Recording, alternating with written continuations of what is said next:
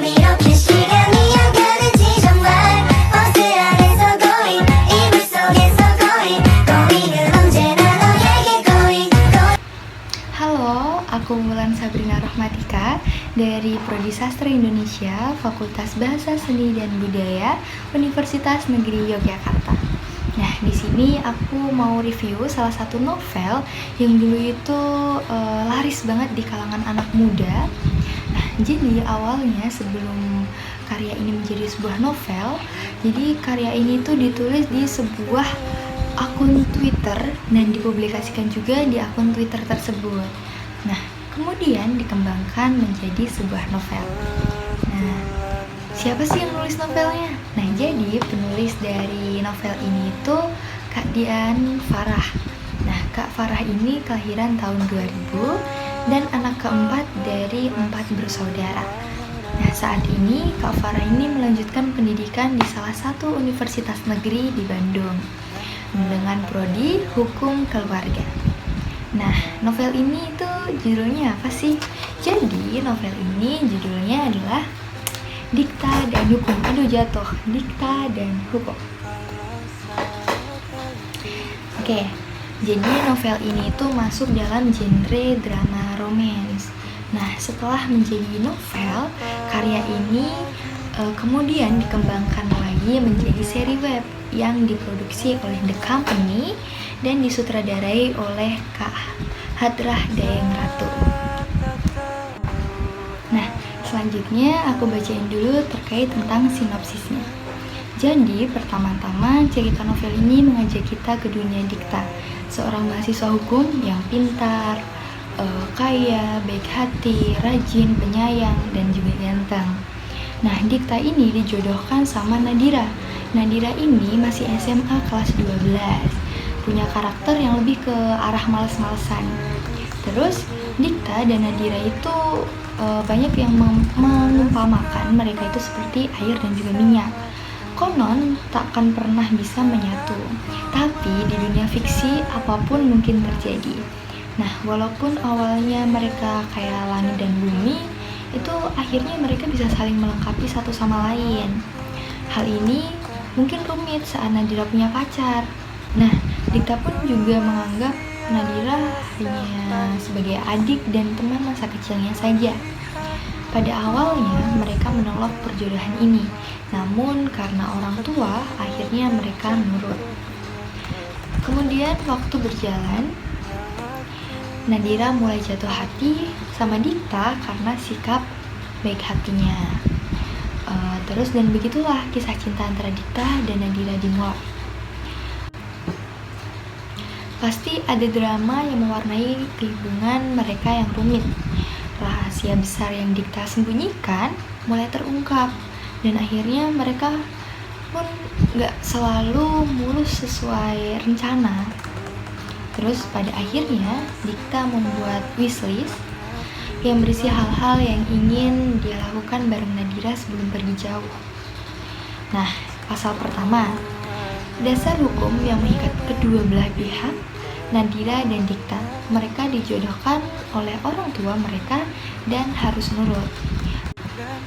Pasal kedua, Nadira dan Dikta mulai saling menghindar tanpa sadar. Mereka mencoba menghindari perasaan yang tumbuh di antara mereka. Pasal ketiga menggambarkan mereka berdua yang akhirnya terjebak dalam perasaan cinta yang tak bisa lagi mereka hindari. Pasal keempat, mereka berdua sudah menjadi kekasih yang saling mencintai dan mengasihi.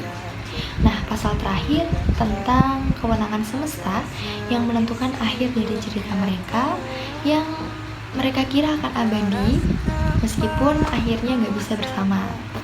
Nah, jadi Dikta ini memiliki penyakit yang sudah cukup parah dan didiagnosis itu tidak akan hidup lebih lama.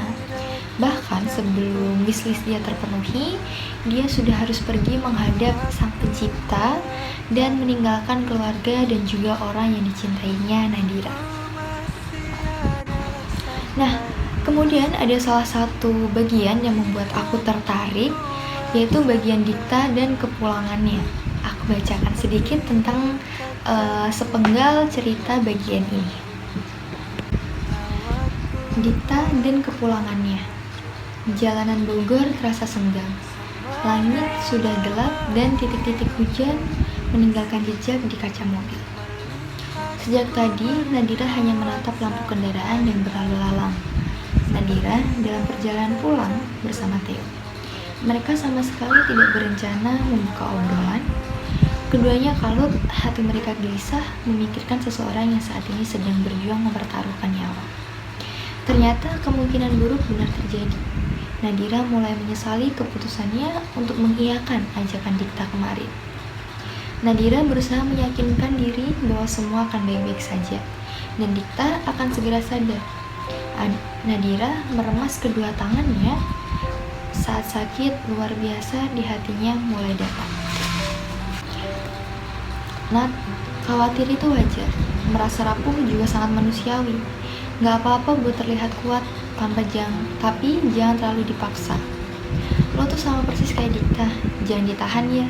Mendengar kalimat Theo, tangis Nadira semakin tumpah. Gadis itu membiarkan air mata menguasainya, menenggelamkan dalam kesedihan. Kak Dikta bakal baik-baik aja kan? Iya, Dikta kuat kok, Nat. Nadira baru saja keluar dari ruang ujian dan hal pertama yang dia lakukan adalah mengirim laporan kepada Dikta tentang bagaimana ujiannya hari ini.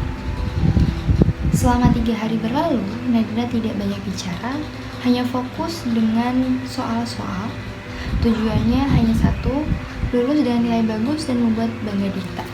Dan selang beberapa waktu, Kak Jeffrey mengirim pesan kepada Nadira lewat WhatsApp. Nat, apa mau bilang egois? Iya, gue emang egois. Lo gak usah peduli, lo gak tahu seberapa penting Kak Dikta di hidup gue. Jadi biarin aja gue egois. Nat, dengerin dulu, jangan marah dulu. Gak usah chat gue lagi, gue gak perlu laporan dari lo. Dikta sadar, gue cuma mau kasih tahu itu ke lo. Dia mau ketemu lo, jadi gue harap lo bisa ke RS nanti selesai ujian. Nadira bergegas menuju rumah sakit setelah membaca pesan dari Jeffrey. Dia tidak peduli dengan teman-temannya yang meneriakinya untuk mengajak foto bersama. Baginya sedetik pun sangat berarti untuk bertemu dengan Dikta.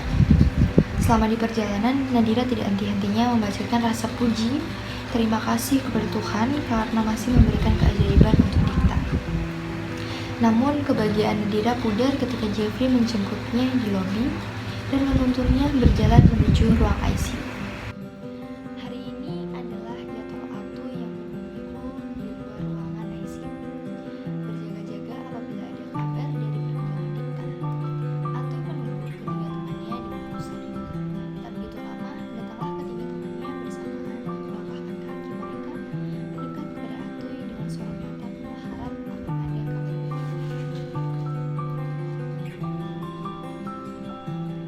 Gak apa-apa, sabar, masih ada hari esok.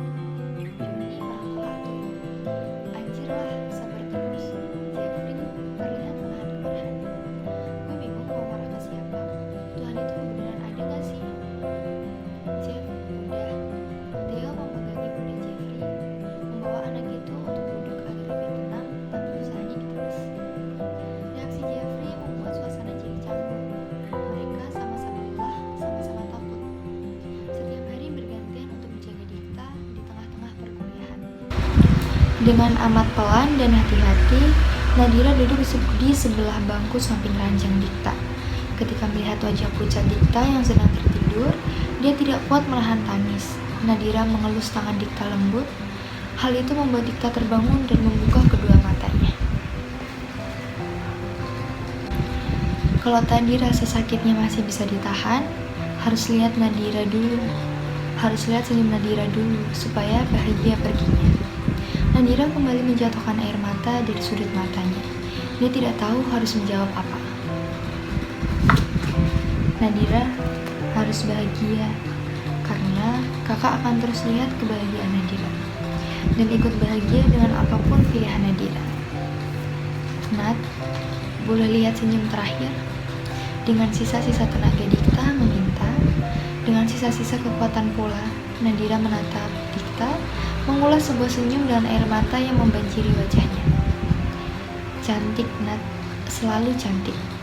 Suara Dikta sangat pelan, nyaris tidak terdengar. Dokter dan perawat menghampiri Dikta yang sudah terpejam. Nadira melawan ketika seorang perawat membawanya keluar. Namun akhirnya dia kalah ketika Jeffrey memegangi tubuhnya dan membawanya keluar dari ruangan. Biar dokter yang ngurus ya, kita tunggu di luar. Hanya terdengar isakan tangis yang memecah kesenyapan di ruang tunggu. Selama perjalanan menuju lantai dasar, Nadira hanya diam, tatapannya kosong, dan sesekali bahunya menabrak orang lain yang berjalan dengan berlawanan arah. Dia terlihat berantakan dengan seragam sekolah yang sudah kusut. Alea memegangi Nadira dan menuntunnya menuju lift. Sayangnya, sebelum sampai, mereka memasuki lift. Sebuah pesan masuk di ponsel Nadira dan menghentikan langkah kaki mereka. Ternyata, pesannya itu berasal dari Jeffrey. Nat, Dikta udah pulang. Nadira terduduk di lantai dengan lemas, pandangannya kabur. Dunia berasa berhenti seketika. Dia tidak bisa bernapas. Alea langsung membawa Nadira ke dalam pelukannya dan membiarkan gadis itu melepaskan tangisan kepadanya. Oke, terus lanjut untuk tema dari novel Dikta dan Hukum ini itu tentang percintaan. Jadi menceritakan tentang percintaan, mengisahkan tentang kisah cinta remaja yang masih labil gitu. Terus buat tokoh dan juga penokohannya itu Dikta itu orangnya dibuat di situ karakter dia bukan karakter. Di situ tuh digambarkan Dikta ini sosok yang sangat sempurna, baik itu baik, tampan, cerdas, sopan, disiplin, dan juga serius gitu. Terus kalau buat Nadira ini memiliki sifat yang sering mengeluh, terus malas dan selalu bergantung kepada si Dikta. Terus buat si Jeno itu memiliki visualisasi sempurna juga seperti si Dikta, baik juga, tampan iya, cerdas, dan gak pernah marah kalau si Nadira ini buat salah. Terus ada lagi si Atoy, ini temennya si Dikta, itu memiliki sifat periang, pencair suasana juga. Terus Theo ini juga temennya Dikta, itu memiliki sifat dewasa, cool, cuek, tapi dia itu juga peduli gitu sama sesama. Terus ada Johnny juga memiliki sifat dewasa, terus orangnya juga tenang dan bisa diandalkan. Terus ada si Jeffrey. Nah, Jeffrey ini tuh sifatnya tertutup, tapi kadang dia juga bisa terbuka gitu sama teman-temannya. Terus ada juga alur. Nah, alur di dalam novel ini tuh dibuat maju mundur gitu. Terus buat latar waktu itu ada pagi, siang, sore, dan juga malam. Nah, kalau latar tempat itu ada di sekolah, di kampus, rumah, dan juga kos, dan juga rumah sakit. Terus buat amanat itu novel ini banyak mengajarkan arti dari sebuah persahabatan dan juga keluarga. Nah, tadi itu sedikit cuplikan dari cerita Dikta dan Hukum. Nah, jadi novel ini tuh menurut aku benar-benar berhasil menarik perhatian sejak awal cuplikan ini tuh dipublikasikan melalui akun Twitternya Kak Farah. Jadi akun Twitternya ada di bawah sini. Kalau misal nanti kalian ada yang tertarik buat baca beberapa karya dia yang dipublikasikan melalui akun Twitter pribadi dia. Nah, terus alur ceritanya itu yang penuh intrik dan misteri buat aku terus terpaku buat terus membolak-balikan halamannya gitu. Mungkin cukup itu yang bisa aku review dari buku Dikta dan Hukum ini. Buat kalian yang mau baca atau yang pengen tahu lebih lanjut tentang kelanjutannya dari cerita Dikta dan Hukum ini, kalian bisa langsung baca ini di perpustakaan atau bisa kalian nanti beli di Gramedia atau di toko buku lainnya. Oke, jadi cukup sekian